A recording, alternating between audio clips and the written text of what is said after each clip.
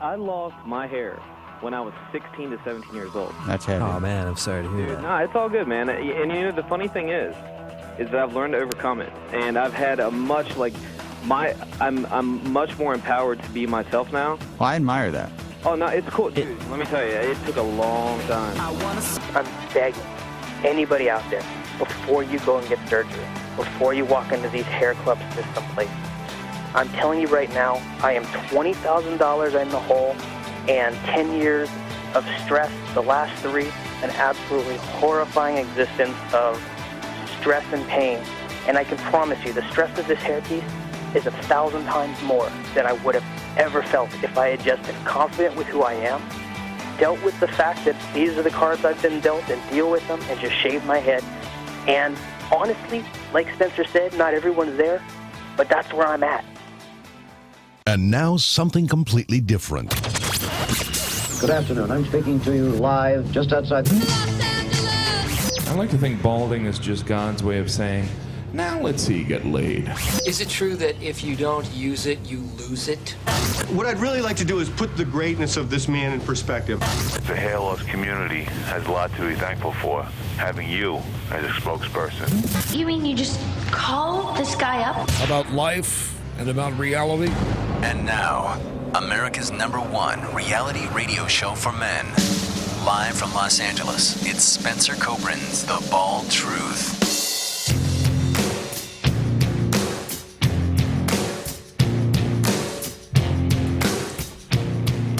Hey guys, welcome to the show. 888-659-3727 is a toll-free number. Thank you so much for holding on and hanging out while this time Joe was getting his shit together and trying to hook up his lights. And now it looks to me like he is crystal clear. Picture is sharp, dude. Studio's looking great. I don't know who that handsome man in the background is, but he looks good too. Which one? Anyway. Yeah. It was my fault this time. Guys, thank you for the disaster that was Friday's broadcast with the lovely that's really stretching it. It was like taking phone calls by literally holding the phone to the microphone. Listen, I mean, I have to tell you, man, in the old days, I used to have a guy in the studio doing the exact same thing in the control room. When our phones would go down, yeah, it was an old, whatchamacallit, what were those flip phones called? Not a flip phone. But a brick phone? When Motorola came out with the Razors. Oh my God. Yeah, the Razors. Phone lines went down, and we only had one line. He had actually put his Razor up against the mic, and had people call in. And this was in a radio station. Wow. So shit happens, man. Yeah. And what's funny is the only reason that happened is because I broke the system by trying to, I successfully did this. I added my overlay for the numbers to call, and I made the graphic. I was all proud of it. It's like, ooh, hey, this is my graphic. These are my numbers. Very excited. I was very excited. I get it on there, and to go through the process, I didn't realize it, but it wiped everything out. So, which meant I had to rebuild all the layers in the software to make it work, and I didn't do it quite right for the phone calls. So, well, what we do is not easy, and it has always been kind of like black magic for a long time. It's a lot easier to stream live than it ever has been, but to pull off things the way that we pull it off, it still is not. It's not that simple. And I got to tell you, when I saw you struggling, I felt a little better about myself. I'm just kidding. Just kidding. I tried to help you out, and I was like, oh, shit. When is this guy ever going to get his shit together so I don't have to do this anymore? Well, once I actually invest in the equipment, it's like all this is open source that I'm using. Yeah. And sometimes open source isn't the best source. Maybe I'll just ship this shit to you and just say, adios. I'll give you a call once in a while. Guys, I'll come down and put it in my trunk, and we'll have fun when we do it. All right. Guys, this is the Hair Loss Show. I'm Spencer Kobren. Of course, the guy on my right, but on your left, is the original hair transplant mentor, Joe Tillman. He is in our studios live in Vancouver, British Columbia. I am in Los Angeles. This is the way the show works. We open up the mics. We open up the phones. You guys call in and you ask your hair loss questions. I'm the founder of the American Hair Loss Association. I am the author of The Bald Truth and The Truth About Women's Hair Loss. And I also happen to be the founder of the International Alliance of Hair Restoration Surgeons. And I've done a lot of shit in this field. You know, I don't talk about my books and the organizations as, you know, like trying to promote them so you guys go there or purchase my books. I'm not pimping anything. But those are my credentials. I'm not just some dude who decided to start an internet broadcast and talk about hair loss, gleaning all their information off of what other idiots are talking about on the internet. I hate to sound harsh, and obviously not everyone are idiots, and there's a lot of smart people out there doing their thing. But the reality is I've been in the trenches in my own way, not like Joe, for more than 20 years. Hair loss education did not exist before The Bald Truth. And sadly, this is what's the saddest part of it all. What is that noise? Is that coming from you or from me? I don't know. Is my glasses being cleaned? No. It's not. There's some sort of weird room noise. I don't know if it's Skype. The sad part of it is that as long as I've been doing this, and as far as we were able to come for, you know, about a decade, things are reverted back, and they are worse than ever. It is more dangerous than ever for you guys to do your research, to try to find anything that is associated with anything that has to do with hair loss, hair restoration, whether it's surgery, non-surgical. The internet is a vast minefield that is practically impossible to navigate safely, I should say. It's almost, to say it's possible is a stretch. I mean, you really have to, you almost have to get lucky unless you find the right resources early on. But if you don't find the right resources, I think that the chances of you finding a really good surgeon that does a really good job is, I won't say impossible, but it's almost impossible. It's really amazing. I'm going to do me a favor. I'm going to turn down your mic. I want to hear something. Hold on. Yeah, it's coming from your channel, so I don't know if it's your channel or if it's the fact that you are coming through a mixer now. Hold on. Yeah, I mean, that is noisy. Try now. No, I mean, it could be my board, but I don't see why anything would change. Anyway, I don't know if you guys could hear it, but it's annoying the shit out of me. But anyway, we're going to take some phone calls. It's 888-659-3727. Been doing this program for well over 20 years now, and I say well over because we're going into our 21st season. In June, it'll be 21 years that I've been doing The Bald Truth. And I will tell you that the day that I started the very first broadcast, I announced and believed that this would be over in 5 years. That's what you gave yourself. You had a 5-year plan. I was like, I'm going in. I'm going to earn as much as I can in 5 years because this shit is ending. We got Dr. Go with the hair multiplication. I was excited. At Adiron's research. Hilarious. Dr. Go and his hair multiplication 20 years ago. God bless him. Yeah. So, yeah, I mean, Jay Jones hears some background noise. So that's weird. Do me a favor. Turn off your mic. Okay. Turn it back on. Can you turn off your mixer? Jesus, now you're really asking for it. Hang on. Yeah, I gotta plug. You know what? Forget it. Don't even do it. Let them deal with the background now. It's gone.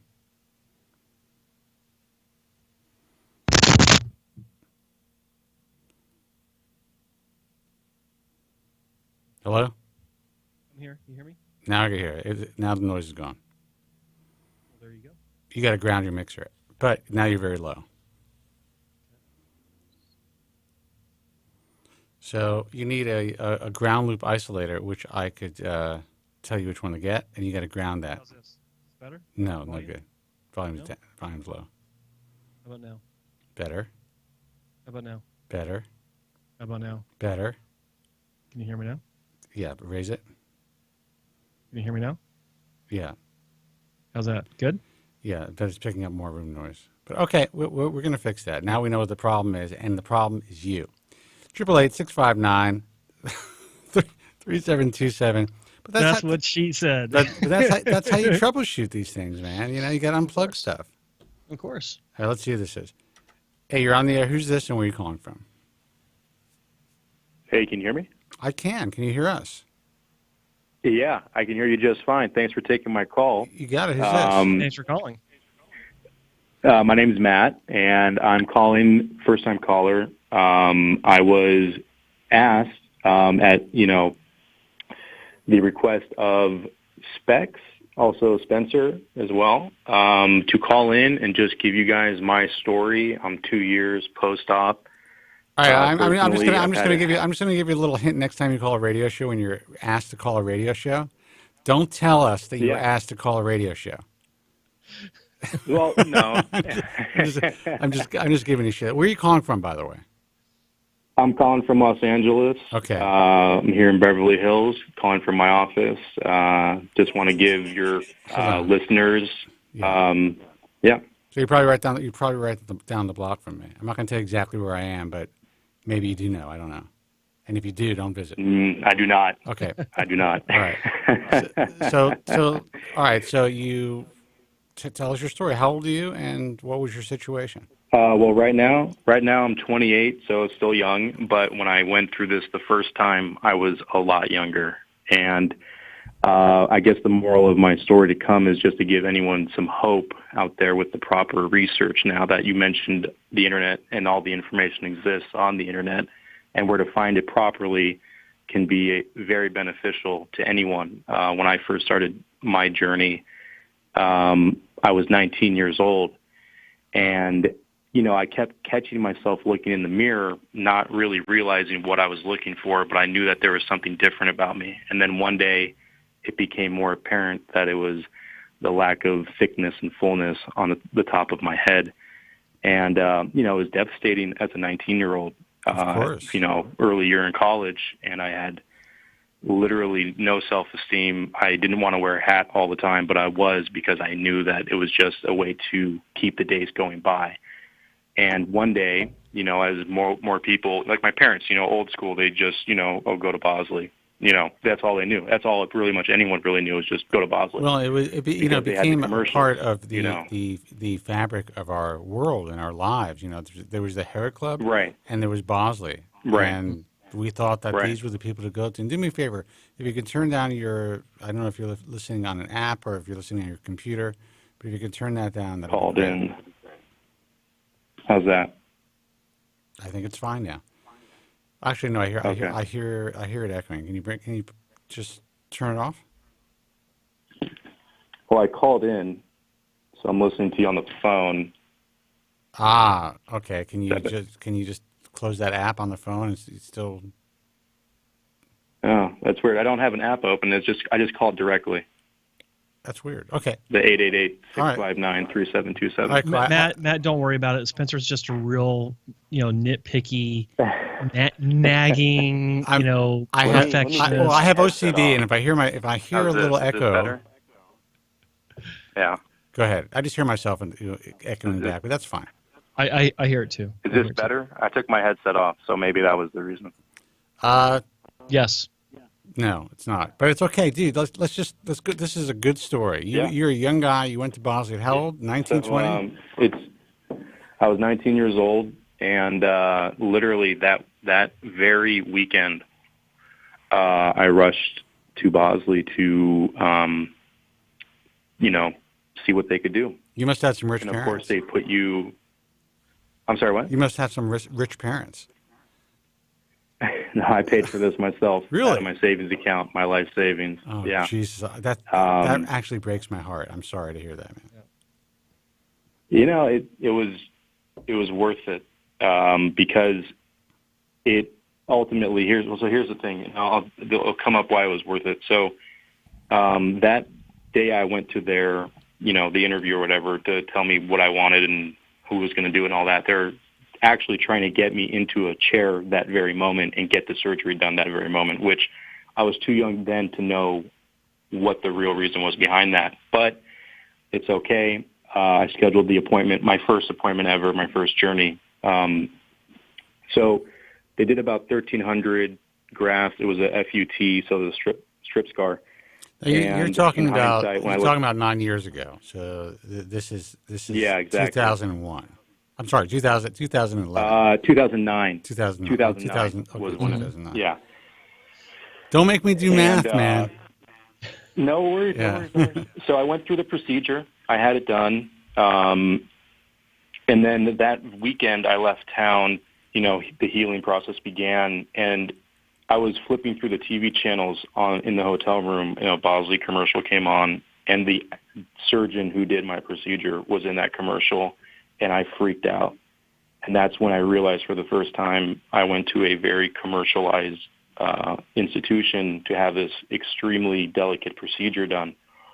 And mind you, I didn't do any research beforehand. I just thought that they're the miracle cure for everything and they can get it done and, I can move on like this never happened. And luckily, after I did my research, the second time around, 10 years later, I saw all these stories online about, really bad cases from that place. And I started to freak out because I'm like, did I get a bad job myself? But obviously it was too late to start doing my research on that. But well, let me ask you, when you say that, you mean you started to do research after you saw the commercial, you started to do research? Well, so I started doing research for my second procedure because luckily I didn't get a botched job the first time around. It actually was really good. That's great. And it got me a couple years out of it, like almost 10 years out of it. And I was able to keep that going. But obviously, because I'm younger, not older, I'm battling something that's continuously progressing. I'm not just working on something, with just is what it is if I was later in life. And I lost everything and started then. So I started doing research online across the internet, and I saw these stories about, Bosley in general and, all these scenarios and situations. So I said, you know what, I'm not going to go back to them this time around. I'm going to try to find more of a specialist who is, more artistic in what they do and more involved in what they do. And there was a slew of information and a slew of, doctors, and everyone seemed really great. And I was very engulfed in it all with all the information. I mean, there was just so much information that there wasn't 10 years ago. I didn't know where to start. So what I knew ultimately this time around was I didn't want a strip scar. I didn't want to go through that again because the technology had progressed. So they had the FUEs were now becoming, into the picture, and you could get a shorter haircut and you could, not have to hide something as much as, you would have to originally. That's if you get really good FUE. If you get not so great FUE, it's actually harder to hide in the strip. Exactly, and that's why I did my fair research this time around, because I ended up through specs. I ended up finding Dr. Scott Alexander in Arizona, and I was interested in the way how he encompassed his FUE, on how he did it. So with the RTOS system, I was into that because it could digitally map out what graft and where it was supposed to take it out, and then Dr. Alexander would implement the grafts on his own by hand in like a lateral slit technique, which I was really into because when Bosley did it the first time around, it was like planting grass. Dr. Alexander was able to work around that and make it all blend in later on, but he did it where the hair would pop out naturally and look natural. So let me ask you a question. Stick it here. So you said you had a good experience with Bosley, but as I'm hearing you speak, you're saying that the grafts may not have been implanted as naturally as they could be. Exactly. And I did get a good procedure from them, and I got very lucky from the research I did 10 years later and finding out other people's situations. So I find myself... So you're saying basically you didn't get botched. That's what you're saying. Exactly. Yeah, okay. Exactly. All right, good. So this time around, I did my due diligence, I did the research, and I landed on Dr. Scott Alexander, one, because it was easier to fly to, I was willing to fly somewhere. I didn't want to go internationally. So in Arizona, it's just a hop, skip, and a flight away from LA. So 3-hour flight later, I'm in the hotel room getting ready for my procedure, and I scheduled everything perfectly. His office was great. And, after a full day, I was able to get about 2,000 grafts out of the ARTIS system, working with Dr. Alexander and his team. And, time went by fairly quickly. This is already 2 years ago, tomorrow, actually. So happy anniversary. And I have to admit, thank you. I have to admit, looking back on some of these pictures that I had before and after, it's incomparable night and day difference on where I was and where I am now. I am now, and I have been taking every day since the procedure, Propecia on top of the procedure, and then also the grafts were drenched in ACell before they were implanted into my upper part of my head. So the growth is so much fuller now. It even got fuller a year after my 1 year post-op.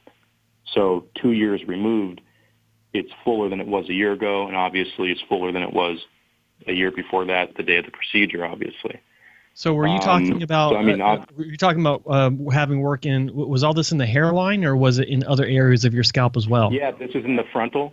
This is in the frontal area. The hairline, because what Dr. Alexander was able to accomplish was he was able to re-thicken what had disappeared and also blend in around the first procedure grafts a second time around, make it look like it doesn't exist. It's just natural at that point. Because the first procedure, it did look natural, but a good doctor, they'll always tell, what I wanted was someone to not even be able to bat an eye, and I think where I am now, no one can even question anything. I can actually model my hair in different styles now that I actually was never able to do in my life, really. Like I was, I wouldn't feel comfortable doing it. But now I feel like if the wind picks up and I'm walking to lunch, I don't care. I have nothing to hide anymore. It's just very thick, which is great. Well, at this point, you're better off than me because the wind is not my friend. But here's what's really important that I think people need to take away from this. You mentioned the artist. You mentioned whatever device is being used. Dr. Alexander chose to use the robot because in his hands, and because with his expertise, he's able to set the parameters of that robot to do what he needs it to get done. But the reality is that once those grafts are out of your body, they have to be placed well. They have to be angled perfectly, and it takes a real expert, with someone with a breadth of knowledge that most of the guys who are buying turnkey devices, in my view, just don't have. So the key, I think, in your case, to having a successful hair transplant wasn't necessarily one device over another. It was the doctor himself. And the reason, I know you know that, 100%. But I want I want the listener to fully understand that, because sometimes when they hear a name of a device, whether it's a NeoGraft or a SmartGraft or an Artist or whatever, they automatically focus on that as opposed to the people who are actually working the device and performing the surgery. Right. And if I didn't emphasize it earlier, I want to emphasize it now, and I'm glad that you brought that up. My decision to go with Dr. Alexander was because of his technique and his artistry that he brought to the table, none of which I experienced at Bosley. It was completely night and day difference of how both of those went down. But with Dr. Alexander, with all the research I was able to find online through the forums and everything of his clients' experiences and their pictures, I was very confident in the decision of going with him because of the way he was able to implement what he was also able to harvest from my donor area. And I'm just extremely grateful how it all worked out, and I'm extremely happy with the way it looks. And he did an amazing job. Well, first of all, I think it's really important that people hear positive experiences. We talk a lot about the negative aspects of this industry. And we talk about and we speak with people who have been harmed by this industry. But the reality is there are so many guys like you who aren't taking time to call an internet broadcast or a radio show, or not taking the time to go on message forums to express their gratitude and to share their experiences. And there really is hope out there for a lot of people. Now, you are a guy who thought, and you did, I'd say any hair transplant is a success if you feel better a year out, and you feel like you look better, and you believe that, you are able to regain your confidence, then you had a successful hair transplant with Bosley. It was just a different experience, and maybe this one was just more refined and more successful in your eyes. But the fact is, like I said, you kind of lucked out all the way through. I was able to get 10 years.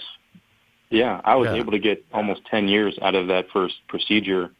And with this one, the second one I had with Dr. Alexander, and now being on Propecia, I expect this to be, hopefully the last one. Maybe later in life, if other things start to occur, it won't be as much of a hindrance to my personal, confidence at that later time in life. But I'm just extremely, extremely happy with the outcome this time around. And the self-confidence level, it's extremely hard for me to put into words how much that was able to come back just naturally in me internally to express as it became a part of me, this new style, this new look. Sure. It's just from the top down, figuratively and literally. I'm a new person. And, luckily, I was, for those who are concerned with the timing of things and all that may be listening, I scheduled this 6 months in advance of the procedure. I took 10 days off of work. And when I came back, people thought I just got a short haircut, and no one ever knew anything. I work in a corporate environment. I don't want anyone to know about stuff like this other than who I want to tell, right? And everything just worked out flawlessly. And now we are 2 years later. It's just me walking into work. No one bats an eye anymore, and I feel great because I know what I've went through, and I know the results are perfect to my expectations. And I mean, I took 10 years off my look alone just by having new hair, or more hair, I should say, where it's needed the most. First of all, man, I am extremely happy for you. And like I said, it's always wonderful to hear just great stories like this. I mean, this is, if it's done correctly, it's a incredibly life-changing procedure. Unfortunately, if it's done incorrectly, it's a devastating, life-changing procedure. So you lucked out. You found the right, you lucked out 10 years ago by, I would say that you found one of the better physicians and teams. Luckily that you were in Los Angeles at Bosley 10 years ago, because the rest of the country weren't necessarily experiencing what you experienced. So you're extremely lucky. Right. And Scott is. And just, I have to say, yeah. Go ahead.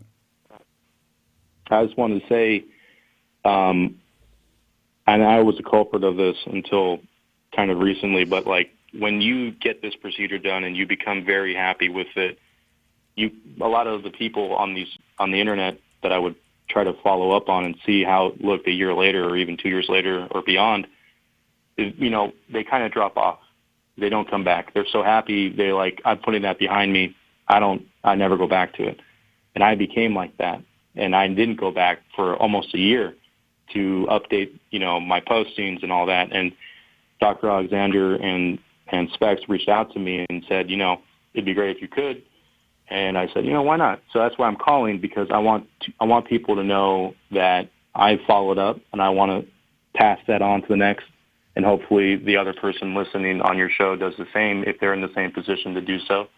And just pass it forward, because people need to know that there is a bountiful amount of help out there in many forms. And I just want to make other people aware that it can get a lot better if you do the right research and you end up with the right physician that you want to go with. And I think that what you're saying is important, because and to kind of go back to what Spencer was saying, is this is a prime example of what I've been saying for quite a while, and that the tool is only as good as the hand that wields it. And you went to a physician. I know Dr. Alexander. I love seeing him at the conferences, and I think he's a great guy. He obviously knows what he's doing.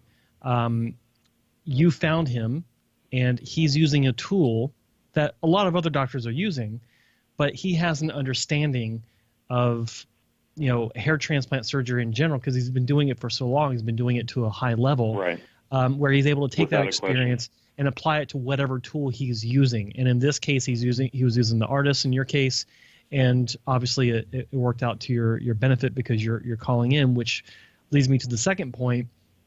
Dr. Alexander, and I'm sure Specs as well, are extremely grateful for this phone call, because I know from personal experience how difficult it is, how important it is, and then how difficult it is to have patients that have had successful outcomes to turn around and give back. Because, when you're doing your research, you're looking at the results of other people that did the exact same thing. So, as Specs likes to say, to pay it forward, I think it's valuable, and I actually think it's the responsible thing to do for those patients that did rely on others before them to carry on that spirit. So good for you. The reason why I made my decision was to look at. Thank you. Yeah, it was the reason why I made the decision to go with Dr. Alexander was because of the results, the pictures of those with the results. Yeah. And everything else I learned about him made me more comfortable with proceeding with Dr. Alexander. But his technique and how he implements them and how he's able to work with someone else's work before him as well, it's no easy task, Not that anyone else it did, helps but, to. I mean, look, working in an area where a previous doctor had the first kick at the can, as it were, it is more difficult. So the better the work that was done before, the better the outcome that you can expect to have, because the bad cases where someone went and legitimately got screwed up, those are the tough ones, and those are the tough ones to bring back to a state of naturalness. But they're also the toughest ones because the patients themselves can have such high hopes for returning to a state of naturalness, and they don't always get there in one session. Well, you're also dealing with post-traumatic stress from the bad procedure to begin with. Yeah. You're dealing with all types of, psychological issues, and there are physical limitations because of the bad prior work. Now, in today's environment, it is more difficult to repair a bad hair transplant than ever before. It was difficult enough to repair a bad strip. But normally, the average case back in the day, you're talking about 2,000 grafts, maybe 2,500 grafts. That was a big case. So there was still a lot of donor supply left, and the donor wasn't ravaged. And, so even bad work from large chain clinics was much more repairable. So, dude, you're the perfect storm. You got a good 10 years out of what you would consider to be a decent or mediocre hair transplant. And now you're at the next level, and you're still young. So I wish you the best of luck. Thank you so much for calling in, sharing your story. Thank you guys for having me. Yeah, and it's really, it's inspiring.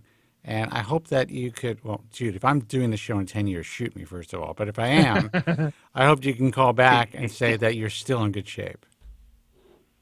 All right, I man? will. Okay, I'll man. hold you to it. All right, you take care. Thank you, guys. All right, bye-bye. Thank you. Bye. The phone number is 888-659-3727. That's 888-659-3727. We are live from Los Angeles. Joe is live in Vancouver, British Columbia, and we are here to take your calls. Hey, you're on the air. Who's this, and where are you calling from? Hey, guys. Me, Mo. Mo Pleasure from New Jersey. How's it going? What's up, Mo? What up, Mo? What's going on, guys? How you been? All right. Not bad. I can't complain, man.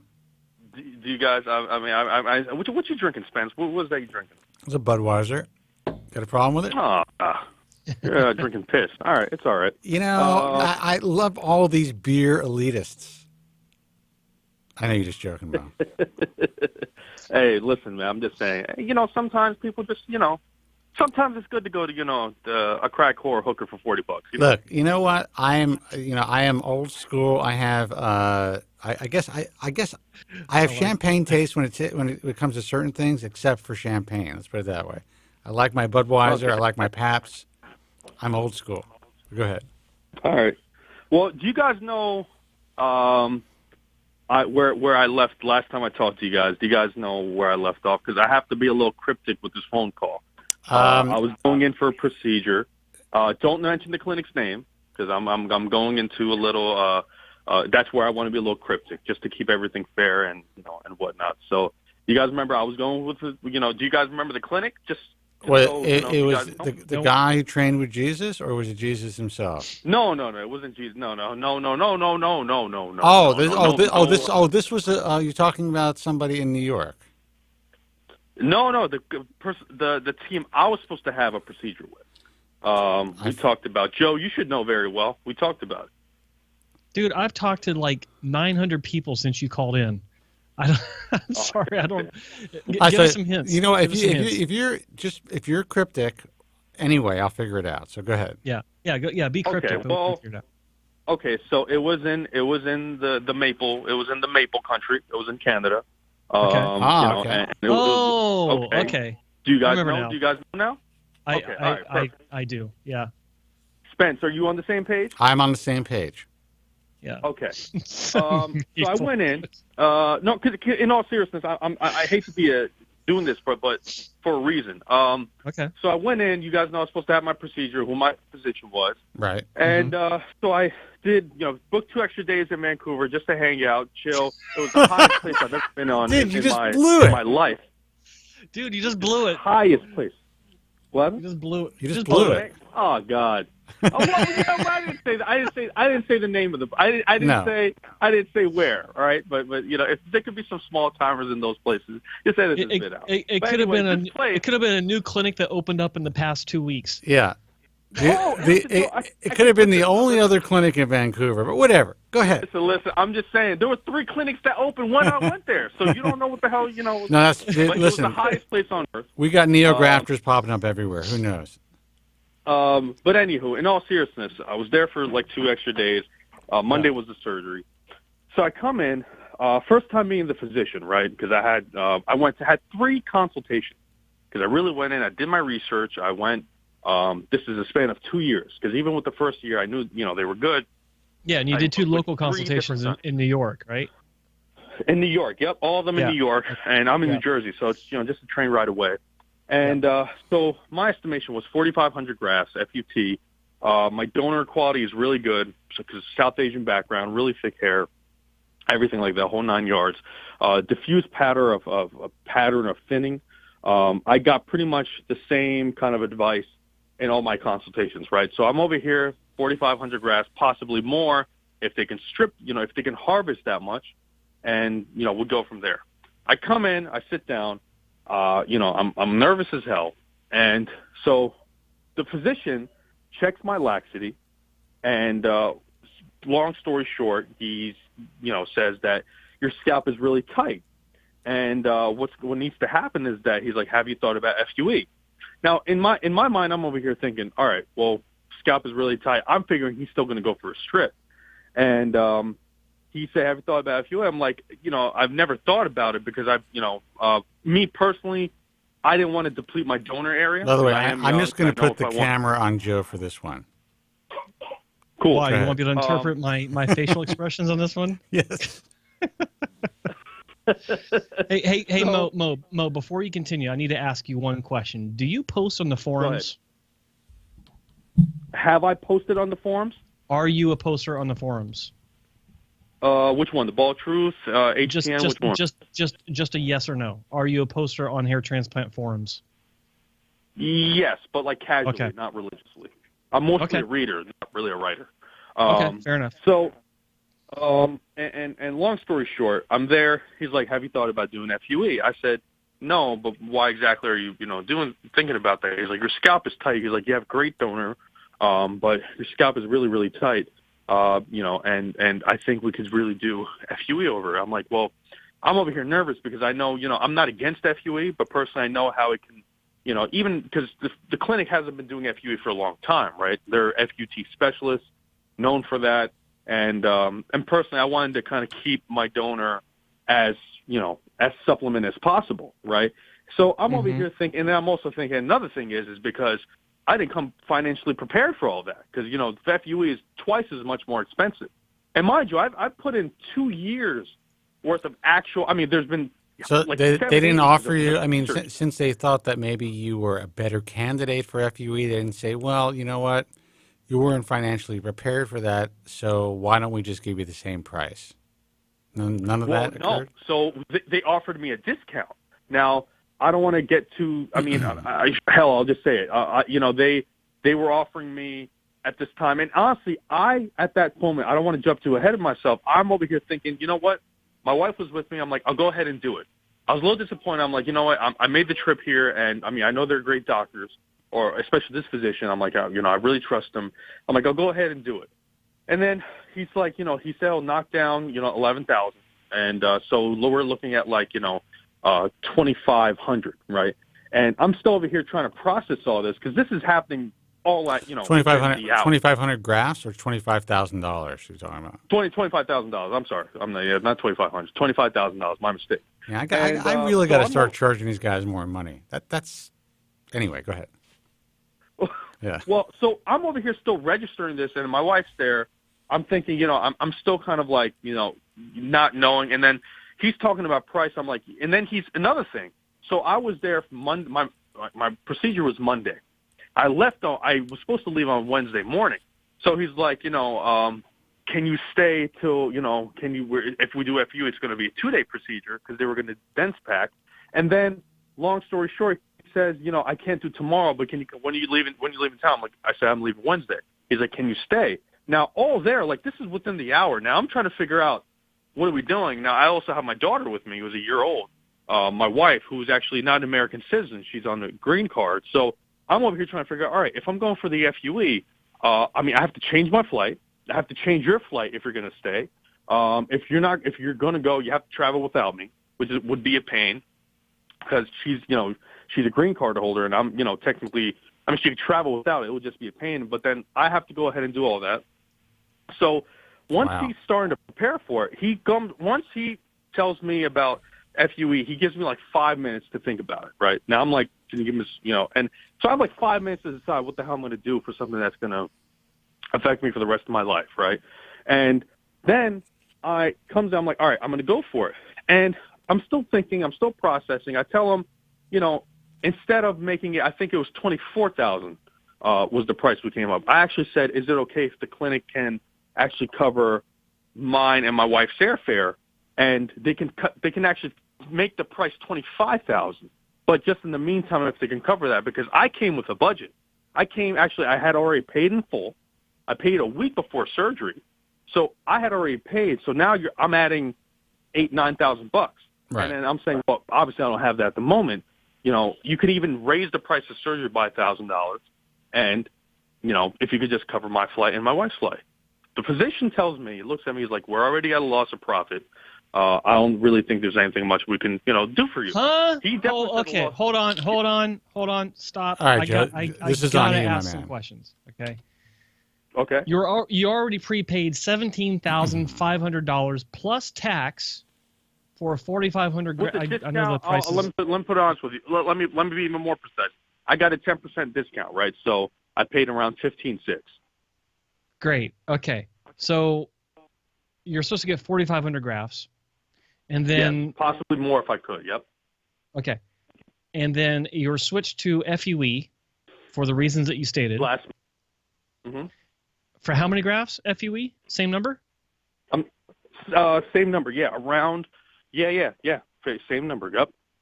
Okay. So normally, 4,500 grafts at.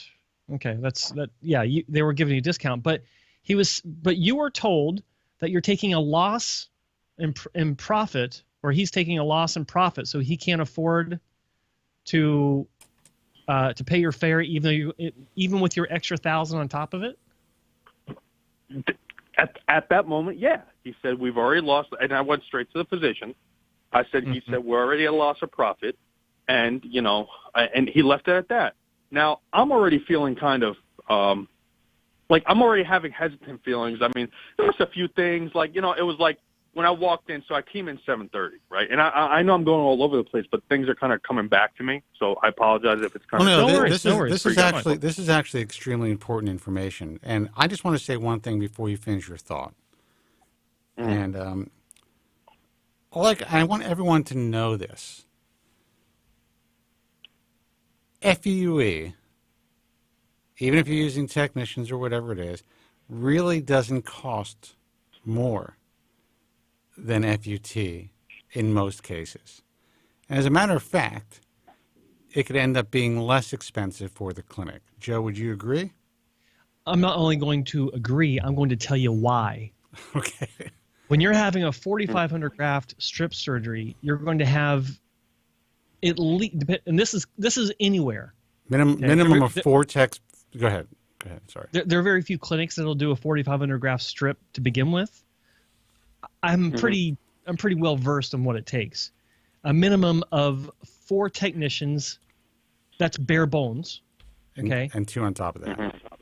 And then you got your technicians that are placing. So between 5 and 6 or more. Okay. So let's just assume it's the baseline of 6 technicians to cut all the grafts and to place the grafts. The doctor is actually more involved because he's not only taking out not only making the recipient sites for the grafts to be placed, he's also taking out the strip, which the clinic that you're talking about takes about an hour, which is longer than many clinics, but it takes a solid hour, sometimes longer. So when you tally up what's involved as far as time and what someone's worth based on the hourly wage, you got 6 technicians that are well paid, making at least $50 an hour when you average it out across all of them. And then you got your doctor who's doing more physical work.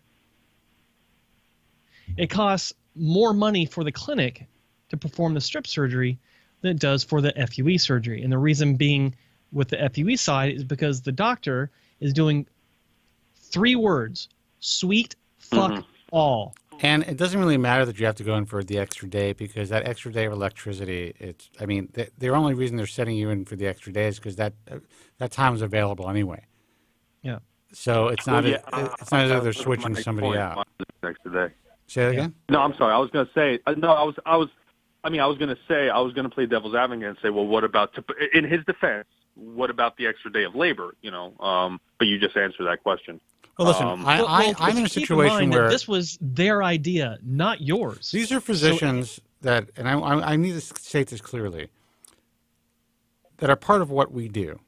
They are IAHS members. They have been for 17, 18 years, whatever it is. It is not in my best interest to tell you the truth. That I cannot allow bullshit to, be propagated through this broadcast. I can't just sit there and be quiet. I've gotten in a lot of trouble doing that. I've lost money doing that, but that's the reality. So when you told me that, I had to speak up. Well, so that's not even that's not even half of it. And again, I apologize because I'm going all over the place. I want to hear it, back man. to the past and then doing that. So then, before even that, with the physician, so we were talking about, when we thought, I'm like, okay, I think I'm going to go for the FUE. Now, mind you, I'm still not mentally all there, right? Because in my head, I'm thinking, all right, how the fuck am I going to pay for all this, right? I haven't talked to the people I talked to, the patient consultants that I know. So he's drawing my hairline. I'm like, all right, let me stop this. So I don't really have. So I'm really conservative in that regard, right? I didn't want Eddie Munster's hairline. I wanted something really conservative, and I always have naturally high hairline anyway. And once he was drawing my hairline, it was pretty much the hairline I had. And I literally said, if you could just tweak in the sides a little bit. At that moment, like, he wasn't even listening to what I was saying. And again, because I was always afraid with any physician that when I got in, even when I was thinking about the physicians I would go with, I was afraid that they'd make my hairline too low because that's how conservative. And again, it's all about perspective at this moment. So, this is just my word, but I always wanted to keep my, I didn't really want to drop my hairline too low. But when the physician was doing, I wasn't really 100% against it, but I'm like, I think that we could really do this on the side a little more. Like, my input wasn't even really taken. And He then took me to his office to show me some other patients he had, to say how good, this and that. And I really like this physician a lot. Don't get me wrong. I think he's an outstanding physician. That's why I chose him. But then there was also a few other things that I felt a little uneasy with. I saw, the other surgeon, partner surgeon, was performing a surgery with the door open. I saw another surgery happening with my physician. And I mean, that's fine. I know it's not always going to be one patient a day, but the doors were open. I just feel like maybe that's not fair to the clinic, but I always felt like, a surgery like this is something that should be kind of intimate, should be kept a little more private. And I've seen harvesting happening in front of me, and I'm not even exaggerating. One guy was having a strip. The other, I believe, was having I don't know if it was an FU or one. I can't comment to that. And there was another guy who was having his hairline drawn. Now, I don't think that was the same guy that I saw.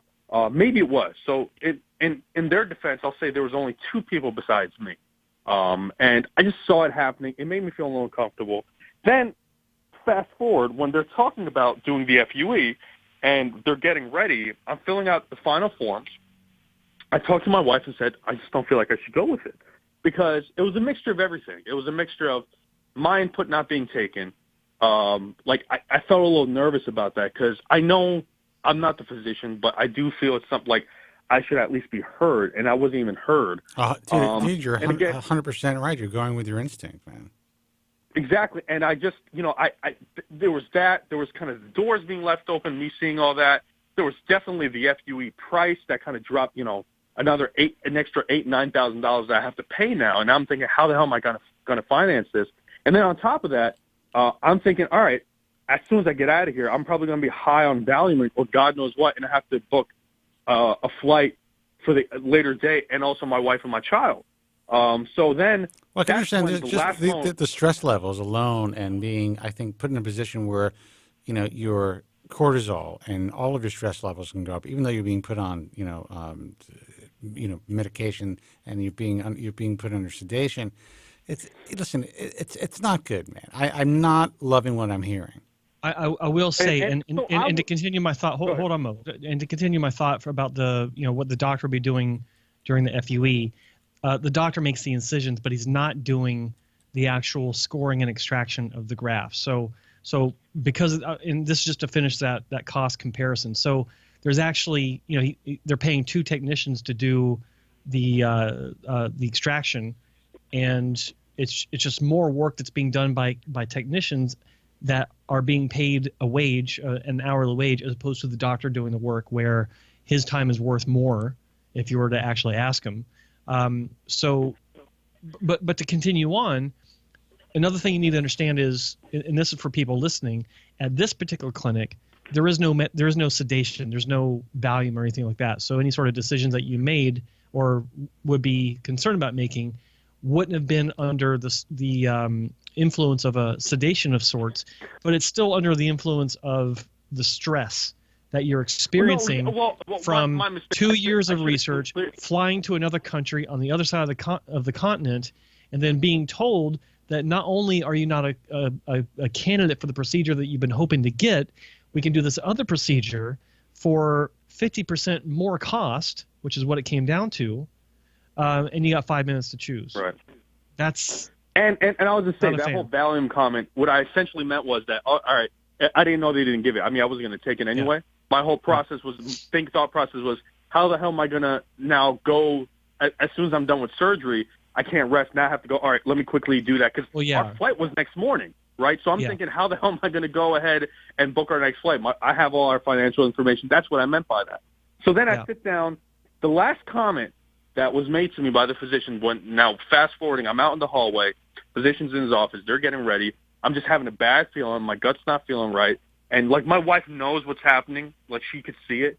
And then the last thing I said to him was the same thing. I said, actually, you can even raise the price up to $25,000. But if the clinic can actually cover my airfare and my wife's airfare, I'd appreciate it, because, how are we going to do it last minute? And then he made that comment where I already had a loss of profit. And, I think I don't think there's much more we can do. So I sit down, I tell my wife, and I say, I don't think I want to go through with this. I just don't have a good feeling. And she kind of reiterated the same thing with me. She's like, if you don't want to do it, don't do it. So then I meet with the physician in his office. I said, look, I really don't, I'm like, can I speak to you? I really don't think I want to go through with this. And he kind of gives me, he's visibly upset. He's like, why? I'm like, I wasn't prepared to spend all this money. I didn't really talk to him about, me not taking my, discussion and the hairline and everything, all that and the other stuff. Because I could have moved beyond that. I said I just wasn't ready for all that. He's like, we already gave, a hefty discount, this and that. I'm like, yeah, but I just don't think I could, me coming back to my set, which is also true. Like, the adrenaline kind of calmed down a bit. And I'm like, all right, how am I going to go through with this? How am I going to book my ticket later on? I don't have any, money at the time because I came thinking. In other words, there were no green lights. There was no indicators that push you forward to have the procedure.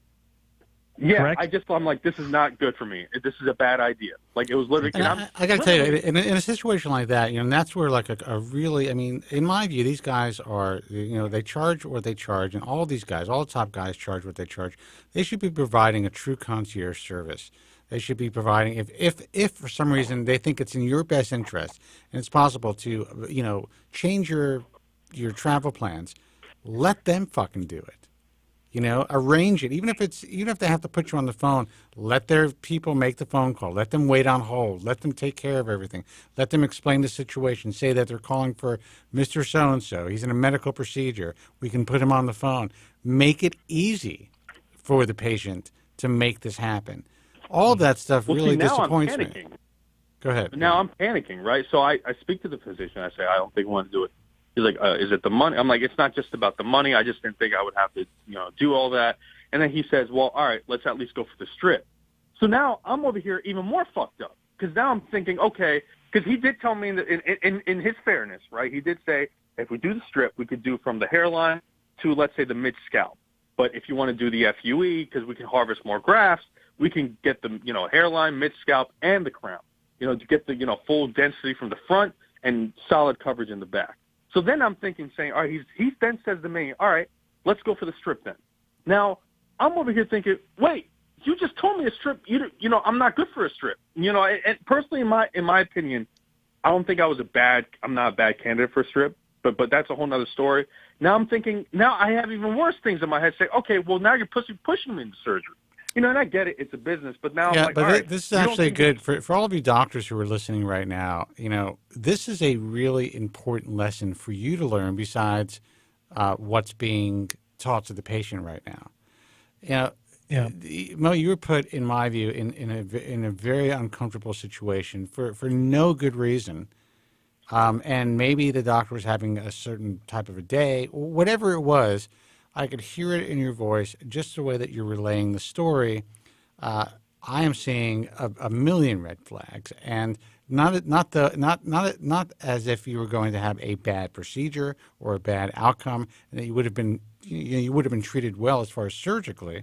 But I totally get why you reacted the way that you did, and frankly, I don't know the final outcome. You haven't said it yet, but I would have reacted in the exact same manner, except I probably would not have been quite as nice as you.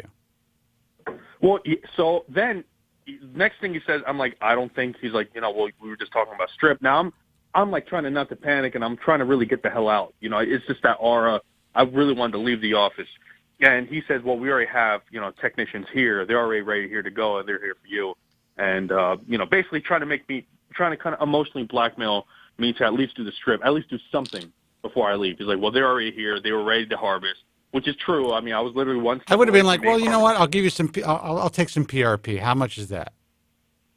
Right. I mean, I didn't even think of that, but I probably would have gone for that. And he's like, oh, he wasn't really that nice about it. He wasn't disrespectful, but he's like, okay. He shut his minder. He's like, that's fine. And he said, you're missing a deal of a lifetime. I'm like, I appreciate it, but I just don't think I'm ready for all of this at this current moment. Now, and then I'm waiting in the hall. I tell my wife, I'm like, let's go. Wait a second. I have to, again, this is not in my best interest, but he actually said to you that you were missing the deal of a lifetime? I swear to God, he told me that. Joe, this industry is getting real. this industry is getting very desperate, man. That's all I have to tell you. That, now, this is where it gets even more fucked up. So I'm thinking, I'm getting ready. I'm packing up my shit. I'm changing because I was given clothes to wear from the clinic. I'm changing that. And now the technicians, poor thing. I mean, because I feel bad in that sense because I was going back into the room to get, they give you a box to put your clothes in. I brought a book in that I'd go to read. They came in thinking I was going to come get harvested. I think I was getting ready, but I'm like, no, I'm changing my clothes. I'm getting the hell out. He comes in. He tells me, who did you meet with in New York? I tell him the person's name. He's like, okay, and we're going to start, getting everything back. So then the person at the front desk, she said, all right, we're going to start processing everything, being back. And I'm like, okay, let me make sure. And then before I leave, my wife is using the bathroom. I say to her that so everything will be taken care of, right? My refund will be a full refund because I'm thinking, all right, are they charging a cancellation fee? And at that point, I probably would have been might have even been okay with it. But it said no, but you will have to pay for the hotel on your own. That's one of the first things that happened. Like when I left, the first thing they did was make the call to the hotel saying that the clinic they're no longer going to be covering my hotel expenses and that it's going to be on me. So you're fucking kidding me. I'm sorry. I got it. So the receptionist, I know who you're talking about, said that they weren't going to cover your hotel. I swear to God, they said they weren't going to cover my hotel. Here's a problem with all this. Okay, let's just for everyone listening, everyone watching, let me just break this down to where we are at this point. Okay. You flew out expecting this procedure. Hold on, Mo really wants to say something, so hold that thought. Let him speak. Go ahead. Just real quick. I mean, I want to say again exactly what she said because I don't want there to be any misquote. The exact thing she said to me was, "You'll get a full refund, and you'll get that back from the office in the other location, North America. You know where that is, but just be aware that you will have to cover the hotel." Go ahead. I just want to make that clear. That's exactly her statement. No. That's what I thought you were saying. And the whole reason why you're there is because you're coming to have a procedure that they turned around and said you can't have because your scalp was too tight. Well. In all fairness, I will say this: it's a lot cheaper to have to pay for the hotel than to have to lose a deposit. See, to me, that's petty. Yeah, I would have been if in there, most. I've had this discussion before. I'll just say this: I've had this discussion before, where someone, in general, I mean, with several different people, I've had this discussion before, where. It's a similar situation, and okay, well, they need to pay for their hotel. Fuck no! Why? They're leaving because you turned them down. Well, this is how I feel about it. I think that everything should be put out there in writing, saying, look, especially when you're seeing essentially an overseas. Shame on you guys. You're seeing a consultant in a different country. This is what we think we can do for you. If you're going to pay up front, you have to guarantee us a deposit. That's it. And if we decide to make changes in the surgical plan and you refuse those changes, then whatever. It's going to cost $2,000, whatever it costs to get those girls in there for those couple of hours. And that's it. I think most people would think that's reasonable. As long as it was out there up front. That's what I thought. Yeah. As long as it was out front. And again, I met with a patient consultant 3 times because I'm very OCD, as you can probably tell by the conversation. And I'm like, okay, I met with him once, I met with him twice. Let me just make sure everything is the same page. 3 times the charm. I go ahead. So then I leave that place. I'm like emotionally distraught, right? It's like 2 years. It's 7 years of wanting to do something, then 2 years of just this clinic that you really thought about. You go ahead, you make the financial gains, the thing, you take off work, you travel with your family, right? You're expecting, you're excited, you're nervous as hell, and like it all comes down to some petty shit like this. Well, here's how I feel about it. Why don't you, and I'm going to let you speak in a second, but to me, this is, you have a wife, you have a kid. Yeah, you don't love the way you look in the mirror, that's why you're going through this, but you're already settled in that respect. Why don't you go buy yourself a fucking car with that money? And call it a day. That's where I was at that point. Can I tell you? I mean, not specifically with the car. I looked at my daughter, right, and literally, I mean, it's cheesy and corny as hell. And she was over here. She was for the clinic. The whole idea was they'd be there for a little bit, then they'd go. Right. And we'd meet during lunch breaks and things like that. At that point, I really looked at the daughter and said, you know what, I don't think I want to go through with this. You know, and not saying that I never wanted to go, you know, not for the future at that moment, right then and there. You know how I feel about it? Why don't you put that $25,000 in her college fund instead of the doctor's kid's college fund? Yeah. Yeah. I mean, that was another thing, honestly, that ran through my mind. Not that direct, but literally. And I go back to the hotel. I'm obviously emotionally upset. I'm still trying to digest everything that happened because, honestly, I would have flipped the hell about the hotel, but I didn't even digest it. You know, it took me a while. And then I realized, fuck, I have to pay for this hotel. Expensive-ass hotel, really nice hotel, probably the nicest hotel room I've ever been in. And But now it kicks into me. Then I'm talking to the patient consultant that consulted me in New York. Here's what happened. Hang on. Did they at least did they at least tell the hotel to give you the rate that they pay? Because they have a business account where they're paying about 40% less than what the average person would be paying for the same room. I don't know. I think the rate, I can't comment to that. I think the rate is at that moment. Actually, probably not, because when I checked in hotels.com, it was like $169, and in person I went downstairs. I'm like, how much is the cost per night? They said $189, so it's $20 more. I'm like, okay, so that was the rate, and that's Canadian, by the way. I can't comment to that. So then I'm over here. I talked to... Oh, dude, if that's the nicest hotel you've ever been in, you got to get out more, dude. That's all I'm saying. No, Save your money. It wasn't the nicest hotel. It wasn't the nicest hotel. I mean, first of all, I don't really go to many hotels, but it was just the view. I'm just fucking with you. The view was spectacular. I'm from New York. Yeah. But so I do all that. I talk to my patient advisor, right? And everything knows how it happened. He's like at this time he's not liking what he's hearing. But this is the thing. He thought that he was like, I would have taken that deal that you said, $24,000, but you cover that. That's what he was mad about, that the physician didn't take that. Now, mind you, when I'm talking to this person, I'm here thinking that I would have done the price, like $15,000, $17,000, and done it. But he actually meant was I would have taken the deal that you said, 24, and you cover that. And so we're talking about refunds. My dad's also, you know, he's my accountant, so he handles that. So he's talking on the phone with this person to get all that stuff back. And long story short, you know, I also talked to the other patient advisor who's also based in that clinic in North America, in the United States office. And then what he calls, I talk to him, he calls me. I tell him what happened. I tell him the details, things about it. And, you know, he's like, okay, we video conference. He kind of takes a look at my head. He takes a look at my laxity as much as I can, makes me do those exercises to see. He says, you actually have, not bad laxity. I don't know why, they would do that, but maybe it was probably because it was better for the surgery. And I do think whatever the physician said probably was the best idea at that time. And long story short, then they say, I'm sorry about that. I'm sorry you've had to go through it. And, then they're saying, is there anything we can do to do all that? Now, the other advisor, I'm like, well, the very least they can do is cover my hotel. He was kind of iffy about it. I really don't think he'll do that, this and that, and, X, Y, Z. This other advisor, however, and I'll be honest with you, even in the way I said, the one thing I said was the last thing I want to do is bitch on the forums about what happened. You could call it blackmail. You can call it whatever the hell you want. I'm not going to say I didn't blackmail them, because in a way that was.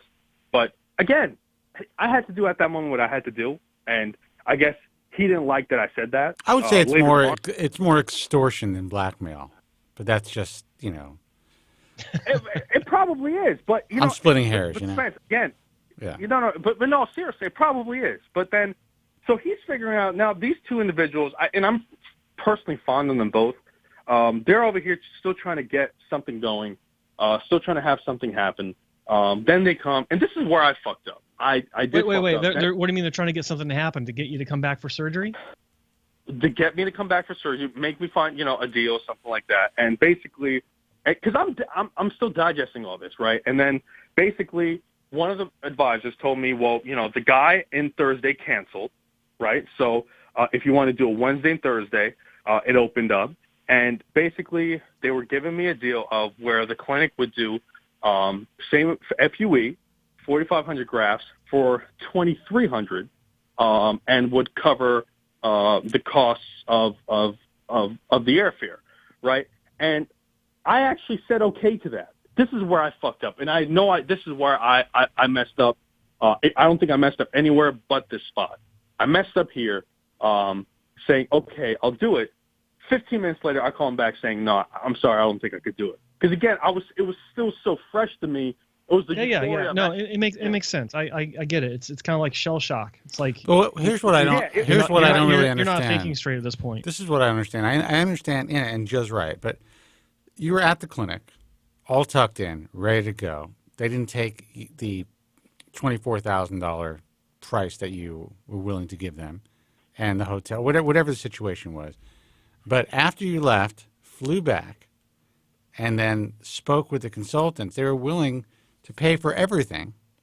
And well, I didn't fly back yet. Oh, okay. So, but they were still willing to pay for everything and give you $1,000 less discount. Yeah. At that point, they were, and honestly, I think the physicians, not the physicians, the consultants were. I mean, they were really nice. They were really trying to, I think they were trying to find a solution. I don't think they wanted me to go empty-handed. Obviously, it's a business. I'm not trying to make everything so utopian, but I mean, I could kind of hear it from their end. I could see that they were really trying to make things right on their end, according to what the physician had said. And and then I'll tell you what happened. The consultant called up the physician. They had an argument on the phone. You can probably hear it through the fucking walls. And then the physician finally said, "Okay, I'll fucking do it. Make sure he comes back," or whatever. And that's it. That's the way these things work. And that's the unfortunate reality. I guarantee you're right. But it's not just this clinic. Right. That's the reality of this industry. So there's nothing nice about anything. It's about money. It's a business. So I fucked up, and I said yes for maybe like 15, 20, 25 minutes, and then I said no right after. Because, again, I'm like, I just don't think I want to do it. I just got caught up in the euphoria again. Then I sobered down. I recalculated. I'm like, not just the finances part. At that point, I had just lost faith. You know what I'm saying? I had just lost faith at that point. I didn't have – the trust was kind of broken. And, and before this happened, I will say the advisor said, I did talk to the clinic, regardless of whatever you choose, whether you want to do it or don't, the clinic will be paying for your hotel. So you don't have to worry about that regardless, which was, which was a good thing. Well, first of all, it's a smart move. We're living in the world of Yelp and online forums. I mean, these guys they know this, and the consultants know it, and that's what they told these docs. And that's just, sometimes the doctors have to be reminded that, yes, your services are valuable. Yes, you guys went to medical school. Yes, these particular guys are great at what they do. But unless, and I gave a talk on this, which apparently a lot of these guys didn't listen to, but it resonated with a lot of the physicians in the IHS. And essentially, you guys all create a psychological equation every step of the way. Your psychological equation was all great up until the point you actually walked into the clinic. You had a good experience with your consultants. You had a good experience with your online consultations. You had a good experience. I didn't have an online consult. Oh, you had no. I tried to get one, and I had tried to get one. It couldn't. They okay, said, well then they marked that. Then actually that wasn't that's one minus in the psychological equation. But in the end, if everything leading up to the point, even them saying that, you know what, you'd be better off with the FUE. It's going to cost a little bit more. If they were a little bit more reasonable with everything, didn't make certain comments. That psychological equation would have led you to have the surgery. Now, you probably would have had a good outcome, but you wouldn't have ended up in this space. And this is a very important lesson for both physicians and for patients. And frankly, you may be better off in this space, because even if the hair transplant went 100% the way you wanted it to go, I mean, how is it going to, do you think it's really going to change your life at this point? You're married, you have a child. How old are you now, Mo? I'm going to be 28. Okay, you're 28 years old. I mean, how do you look with a, shaved head or a short hairstyle? I use concealer, and that was another thing. What's funny is that once I was getting my hairline drawn, right, it was literally the hairline I had, just kind of, I guess, bulking it up, and, because I have diffuse, so it was in the back.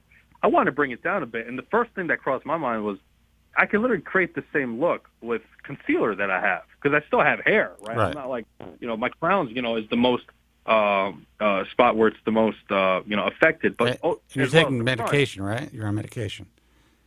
I was, but I couldn't. My physician told me not to. So I'm doing everything else I can.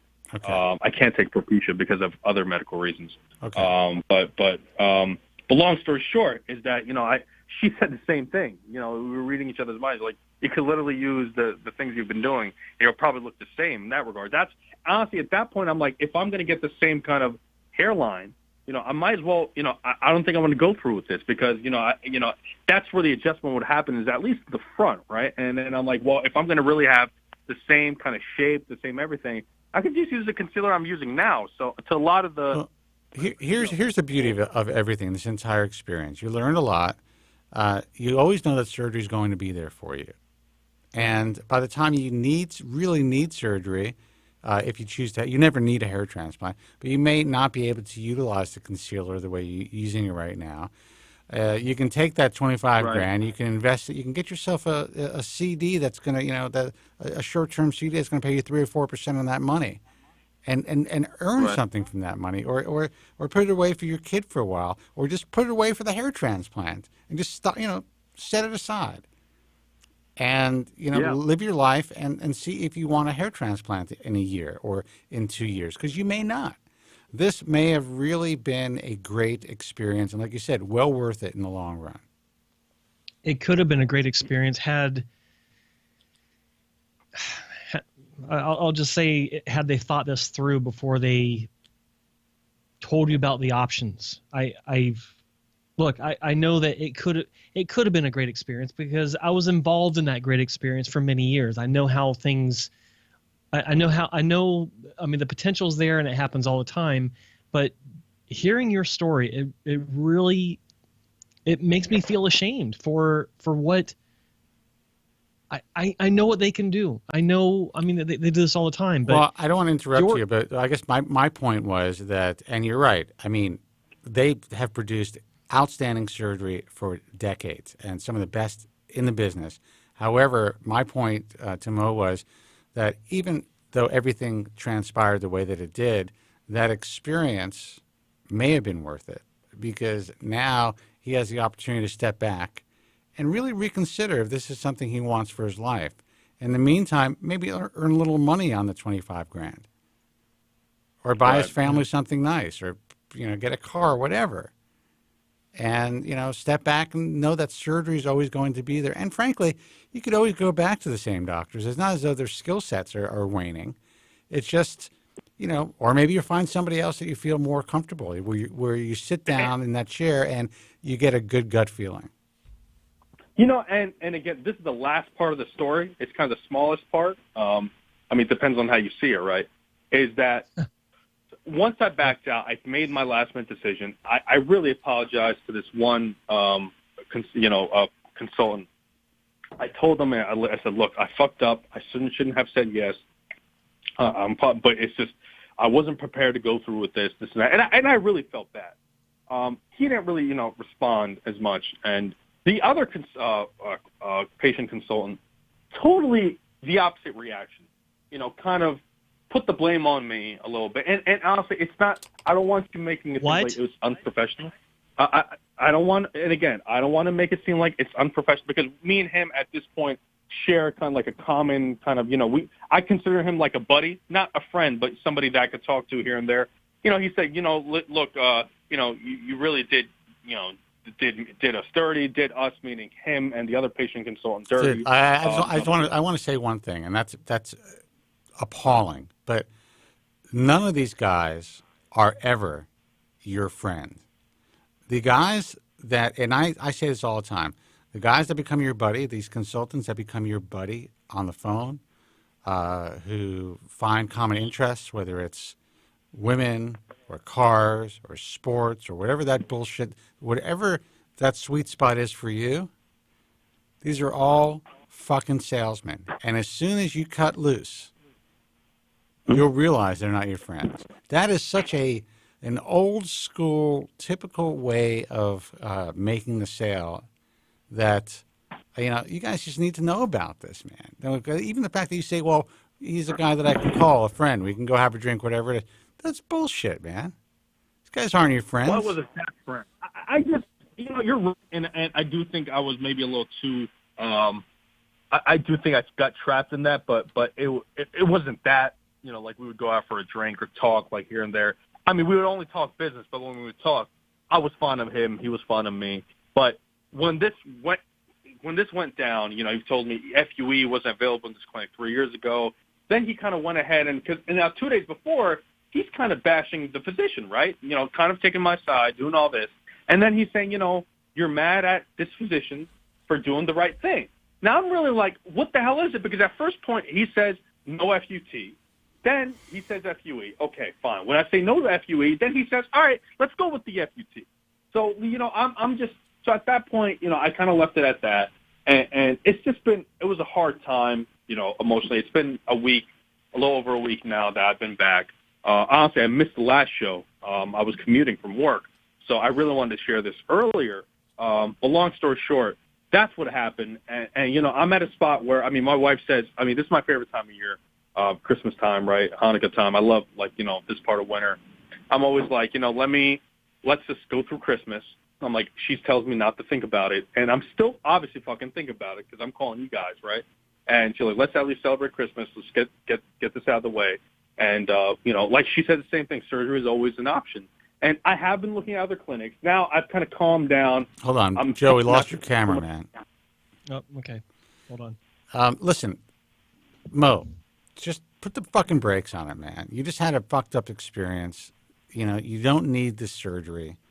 It is not in my best interest to tell you to put the brakes on it. I should say, if I was just thinking about business and money, I would say, why don't you go see some more IHS members? Maybe somebody else will click with you, whatever it is. My advice is just stop for now. Forget about it. Listen to your wife. Stop for now. You've done all the research. You've been researching for years. You know who the good surgeons are, and you picked a great clinic. You just had a bad experience at a great clinic, and you know what? That fucking sucks.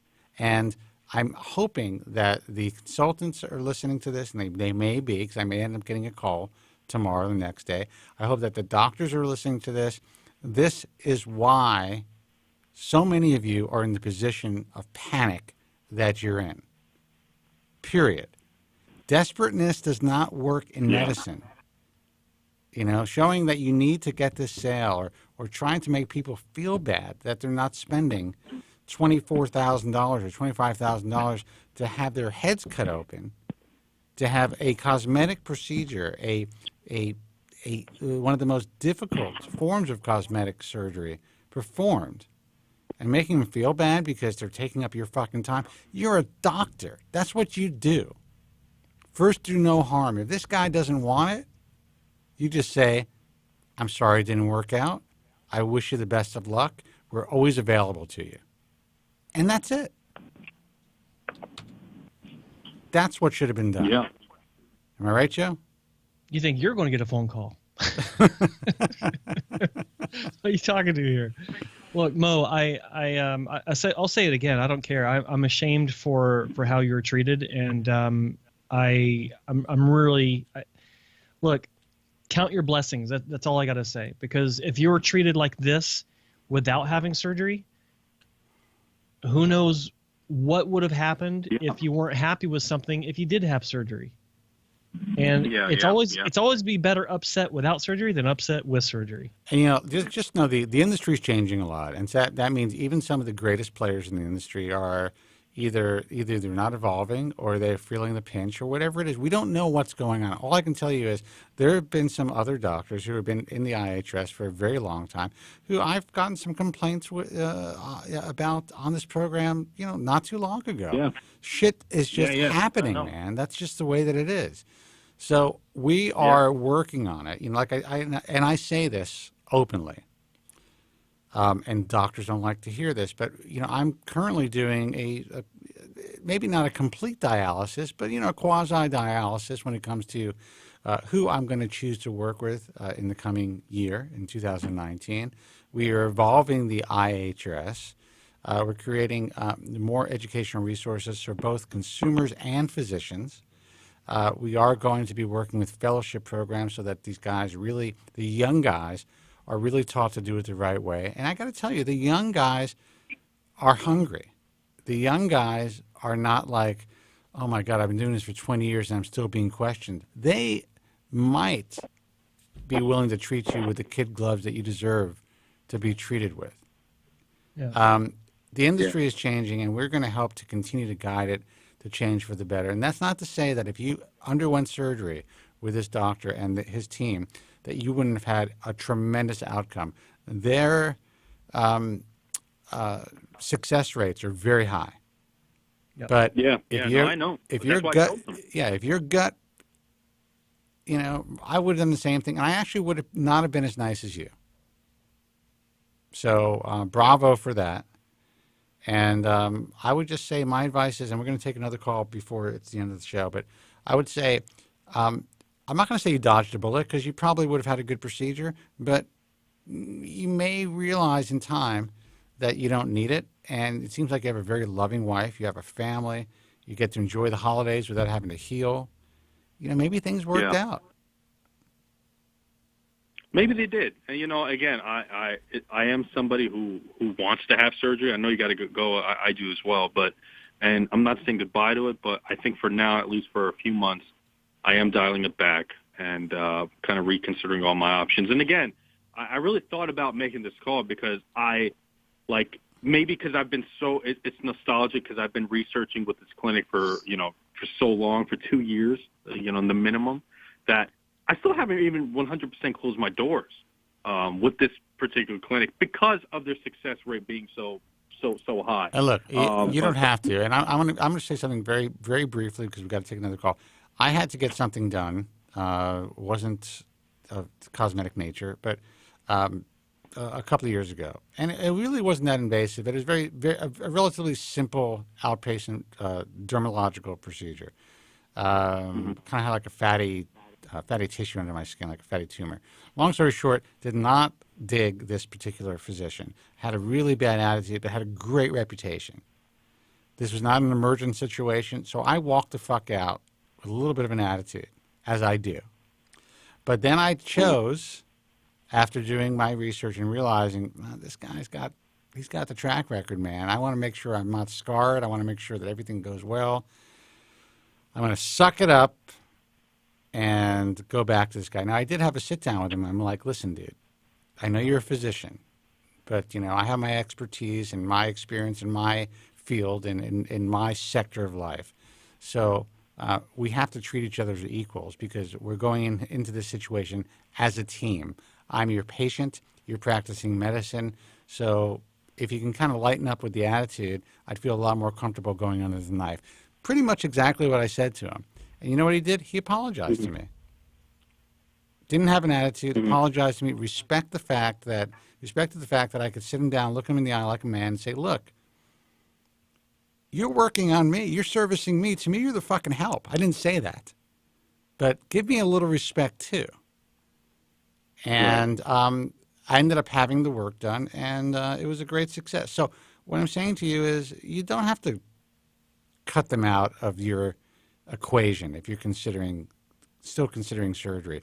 They may be your best option. But, talk to the consultant, talk to the doctor, explain why you're uncomfortable, explain everything to them and say, look, if I do choose to go with you, it's because I do believe you guys are really offering a great service, but I was very unhappy with my initial experience. That's it. Well, listen, guys, I'm going to let you guys take the next call. I'll talk to you guys probably next week.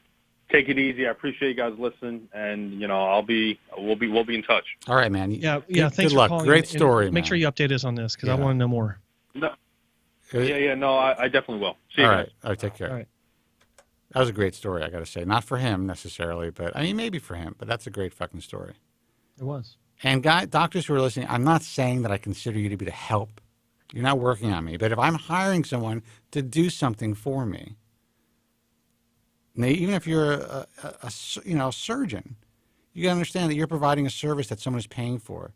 Treat people with some decorum and some respect. That's it. Hey, you're on the air. Who's this and where are you calling from? My name is Mike. I'm from New Jersey. I have called you guys one other time, but I am a pretty loyal listener. Well, Mike, welcome back. And Joe, congratulations. It looks like you got a four-legged partner with you. Oh yeah. He came in to visit and say hi and say I need to piss, so hurry up and wrap the show up. Take me out. Well, I'm not going to be very long. In fact, I'm going to be brief because I really called for one specific reason. As a listener and somebody that finds what you guys do amazing, and I think I told you this the last time. I think you guys both do God's work. You're helping out a lot of people. Thank you. But one of the reasons I actually listen is I'm fascinated by the people that call and their stories. And I think a lot of your callers who do not name the doctors that they've had experiences with, whether it's negative or positive, and it's obviously mostly negative when they won't name the doctors, I think they're doing the rest of us a disservice. I specifically want to hear about clinics and doctors that do great work and that specialize in certain things. And I also want to hear about the bad experiences because I'm sort of in a slow process of thinking about getting some more work done. And I want to hear about all the guys that these callers have seen. And a lot of your callers refuse to name doctors. And I think it frustrates you guys. You had a guy last week, I think, called from somewhere in South Jersey who went and saw a clinic on Long Island, and Joe was trying to figure out who it was, and I think you eventually did. And I easily figured it out. We both knew exactly. Right, and at Spence, you went on a rant at the end of the show because the older doctor's no longer practicing, which surprised me, to be honest with you. Because when you say older, I don't think he's. Well, he's younger than me. I think he's in his mid-50s. He's actually he's I think he's 51 or 52. Okay, all right. Yeah. So I'm curious as to why he stopped practicing. But in any event, I think it's important that these guys who call your show name the doctors. And I'm curious and I know you can't make them, but I'm curious how you feel about that. Well, I always say this, and I've said this for 20 years, we are the place where you can name names. And I have named names my entire career, and that's why I'm not very well liked, or maybe let's say I'm misunderstood by many in the industry. With that said, a lot of these guys want to have the option to get a refund. They want to have the option open to possibly go and get repair surgery. They're not protecting the physician. They're protecting themselves and their opportunities and their options. They want to leave that door open. So they don't want to burn any bridges. Once they essentially say, hey, you know what? If the doctor hears that this patient named who they were, then all bets are off. Right. Not to mention some of the doctors themselves are very litigious in the fact that they have threatened patients with legal action for speaking ill of them publicly. Legitimate or not. I had a doctor who, and it may have been the person who we were speaking about, actually, if it's, I think that it was, who I had actually said that, I've had patients contact me and say that they were disappointed that you were not performing the surgery and that, in their words, you were pawning it off on this young doctor. And this guy went off. He's like, I will sue these guys for torturous interference with the right to do business. You give me their names. You give me their names. And you know what I said? I said, dude, first of all, you got to fucking relax. Secondly, I'm not giving you shit, and you can go fuck yourself because, A, these are supposed to be, you're supposed to be a doctor. You can't sue a patient for tortious interference by complaining about their experience to begin with. Well, you can't. But this particular person has, in my view, he thinks he has such, legal connections, let's put it that way, and that he has such a grasp of the law in this arena, which I have to tell you, he does not, and neither does the person that he works with. It's actually, what I've seen has been so amateurish, but with that said, it scares the shit out of these poor guys because they don't know anything. Right. Well, I think you explained it, and I didn't take that into account when I've been listening, and I get a little frustrated.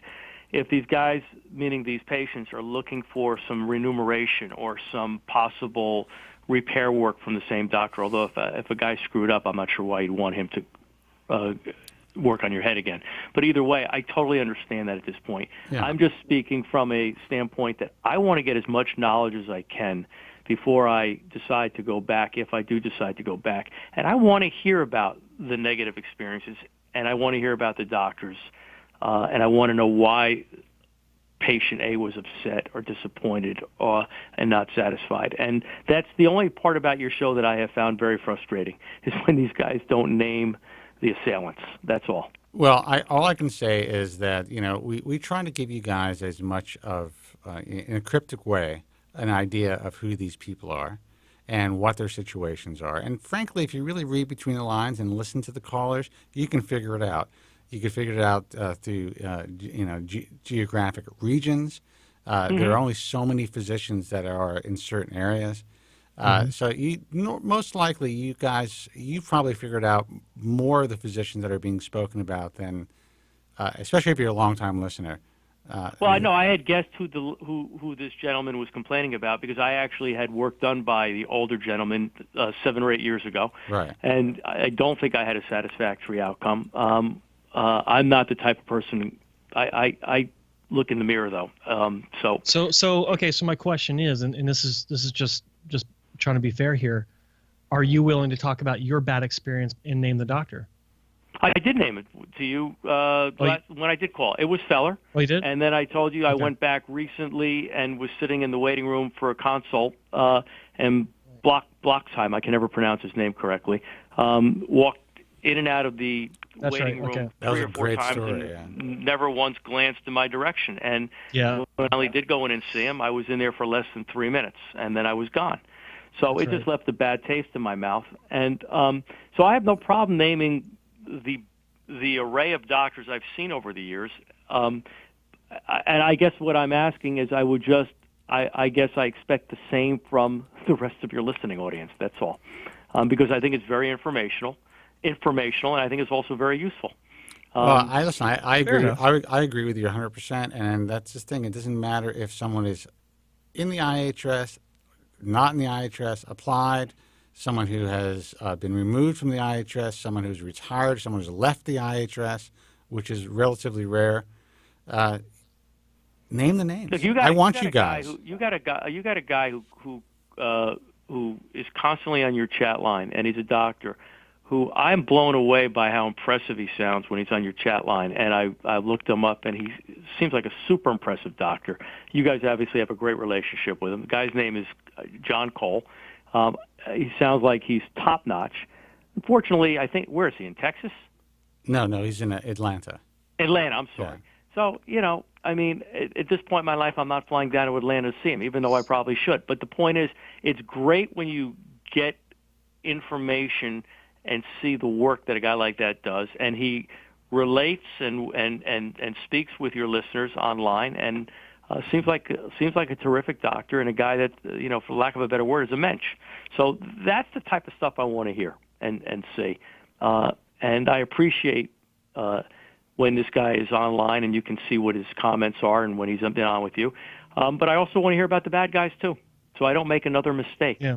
That's all. Well, there are plenty of bad guys out there. It really is a fair position, but I wish it were a situation where, I agree, where more patients would share the specifics about their bad experiences. But like Spencer said, there are a few reasons why they don't. Yeah, no, I get it now. And I won't take up any more of your time. So thank you, and continue the great work, guys. All right, man. Listen, thanks for your support. Thanks for the call. Thanks for your support. And I'm glad that you're willing to name names. It's really important. So thanks a lot, dude. All right, take care. Bye-bye. See ya. Bye-bye. All right, I'm not going to take any more calls because maybe we'll close up shop a little bit early because I got to get out of here. How do you feel about that, Joe? I feel fine with it, but look, we got 49 people watching right now and only 11 likes. Yeah, Jesus. If we don't get to 20 in the next, I'll give it a little bit of extra time, but I mean, this doesn't tell me that they want us to come back on Friday. I mean, 11 likes. Yeah, come on, guys. Like Joe's page. And anyone who's actually just watching on The Bald Truth, or I should say listening on like iTunes, iHeartRadio, Stitcher Radio, go to Joe Tillman's YouTube channel, which is youtube.com/hairtransplantmentor. And, subscribe, like. We want to build this video page, Joe's page. And we're doing this for a reason. There's a method to my madness. And there are people out there like, why the fuck are you taking the time to build up Joe's page? Well, you know what? That's what people who collaborate do. Exactly. No one in this fucking industry understands that. We're at 19. 18? What? It just went down to... and someone disliked it. Okay, bite me. Yeah, but guys, listen. I think Mo's story was very telling. I think anyone. Sorry, I guess John, Dr. Cole missed it, but it's really important for physicians to hear stories like this. Patients, and I did a talk on this at a conference in I think it was in Laguna. Was it Laguna? I think it was, or Newport Beach, and essentially, all patients make a psychological equation, and from the first contact with the clinic to the after their surgery, and frankly, those who have the best overall experience are less likely to be overly concerned about a procedure that might not have come out 100% to their liking. That's just the way that it is. However, if they have a bad experience, if they have a bad experience with a consultant or your front desk person, if they had a shitty experience with, an attitude or an eyebrow raise from the physician, that all is part of their emotional equation. And if their surgery isn't completely on fleek, you guys could have a lot of trouble. The experience that this particular patient had, who decided to opt out of surgery, was probably one of the worst I've heard in a very long time. Yeah, it's shocking. Shocking. Someone comes in and chooses not to have surgery after you turn them off. Don't turn them off anymore. We live in a digital world. We live in a place where Yelp or Real Self or the message forums can make or break your livelihoods.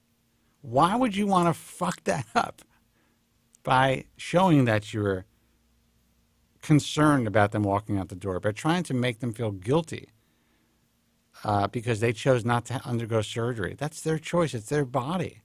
This is something that's going to affect them for the rest of their lives. All you had to do was say, look, I understand.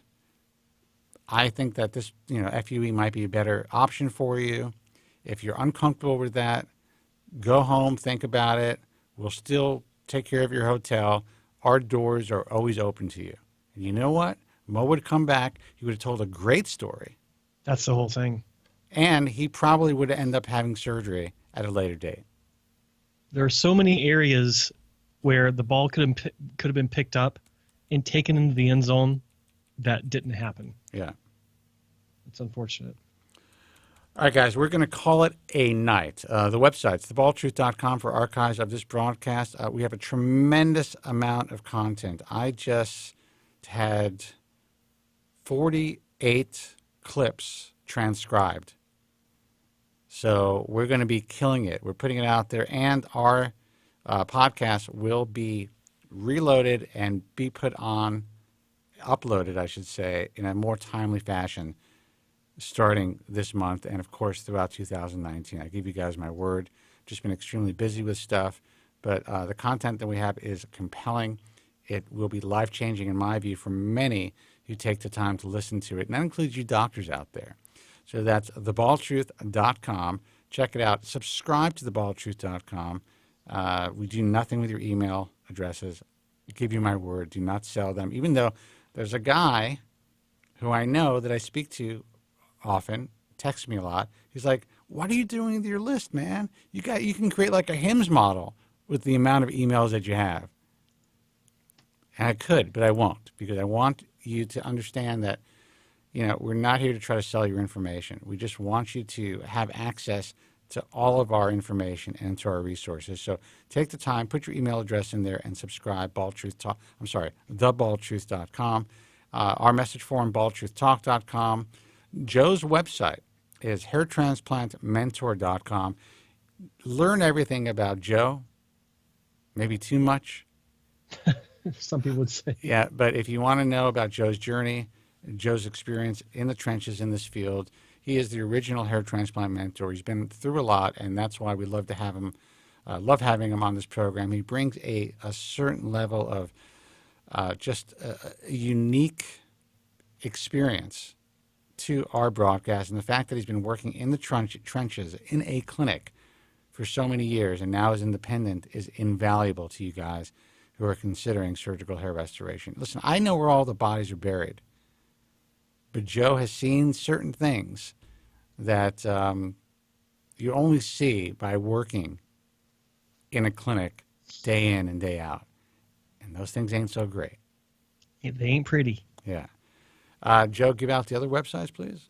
The other websites would be starting with hairlossexperiences.com, primarily a UK-based forum, but the interwebs allow everyone worldwide to access it, and it's a great resource. When you're doing your research, you get to see a lot of great doctor interaction, a lot of great patient interaction, and more importantly, you get to see a lot of great results. And people sharing their stories, like Mike from New Jersey wanted people to do on the show. They also do that on hairlossexperiences.com.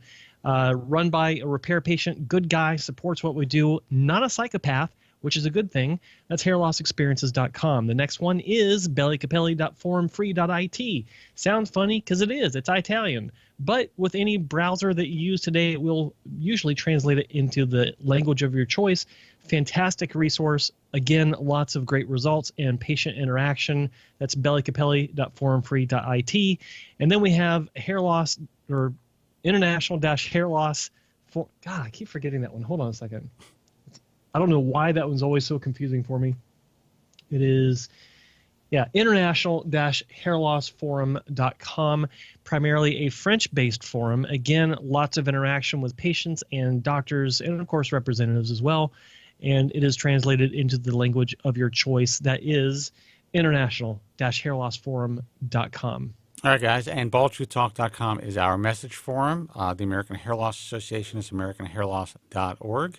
Check out iahrs.org if you're considering surgical hair restoration. But if you have a bad consultation or a bad experience and choose not to have surgery with an IHS member, let us know. Just like Mo did. We want to know your story.